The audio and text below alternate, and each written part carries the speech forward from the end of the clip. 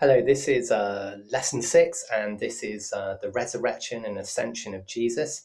And this falls under the heading of the Christian Beliefs unit. So it's Christian Beliefs, lesson 6, and specifically the topic is on ascension and resurrection. Can I also, as I always do, just signpost you, please, to show my homework. Do you show my homework? There is a fantastic little 1A4 sheet on everything I'm about to deliver. I would like you to use this sheet in order to copy down the key terms and to have a go at the activities. In addition to that, as ever, as always, can you please listen to this narrative I'm about to deliver and get the keynotes down. If you would please take a picture of your work, email it over. It'd be really good to get it from you. Thank you. Use Outlook, email it. So what do we know about the resurrection? The resurrection of Christ is essentially when somebody rises from the dead. In this case, that person is Jesus. He died 3 days prior on Good Friday, so called because he wiped away original sin, which, what's that? It's an apple. It's when Adam and Eve ate the apple, they're thus committing original sin. When Jesus died upon the cross, Christians believe he wiped original sin away. Anyway, hence the Good Friday title. 3 days later, that was not the end. Jesus defeated death and came back from it and was what we call resurrected. The empty tomb was discovered by M&M, not the rapper, but Mary and Mary Magdalene. In place of where they expected to see the body was a pile of wrapped linen.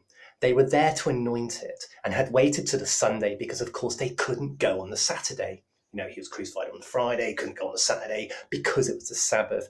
Jews don't work on the Sabbath, it's forbidden. So went down early Sunday morning to make the body smell nice and anoint it. However, the body was gone, the stone was rolled back. Oh, where is he?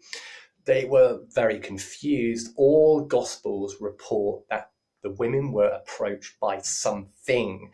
In some Gospels, it is a gardener who Mary and Mary Magdalene spoke to the gardener and said, where's he gone? Where is he? And the gardener's like, well, don't you know? Didn't he say he was going on to Galilee, etc.? The other version is a lot more like Hollywood. There's an angel sitting on the tombs, like, behold, you knew he was going on to Galilee. With all versions, they go back to the disciples and reveal the news. The disciples, in turn, do not believe them. PJ&J, Peter, James, and John zip down, discover the empty tomb for themselves. The disciples are scared. They become scared. Maybe fanatics have taken the body. Thomas, one of the disciples, denies that this is possible. He couldn't have risen. He would only believe it until he puts the fingers in the wounds of Jesus. That very event subsequently happened minutes later. Thomas doubted no longer. Why is this important? Excuse me. The resurrection points towards the fact that Jesus was indeed the Son of God, the Messiah. It gives all Christians some kind of comfort and hope that there is something else after we die, some form of life after death. Jesus himself was human, so it gives us all some hope.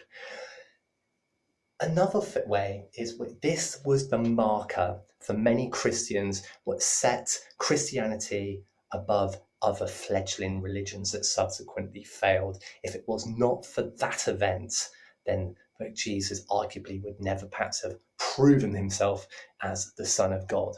There would be no Easter, there would be no religious schools. Christianity possibly would have fizzled out like many other new religious movements of the time.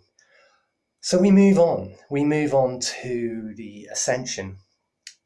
The ascension is when Jesus rose 40 days later after the resurrection, and he simply rose, levitated up to the heavens. And this is believed again to reflect God's omnipotence, the fact that he can do that. Jesus is God. And subsequently, there the story ends. The final thing really to get to grips with is, well, how is it remembered today? It's not forgotten. We've mentioned Easter, and of course, Christians often celebrate Easter by sharing eggs. It symbolizes, yes, quite literally, it could be the tomb. It symbolizes, of course, new life, the fact that Jesus was born again, if you will. So there's a lot of strong symbolisms relating to Easter. Christians also remember the resurrection of Jesus by attending church and through additional prayer. Anyway, guys, thank you very much. Can you make sure, please, that you take a picture of the work, zip it to my email, please? Be good to get it. Take care. Bye.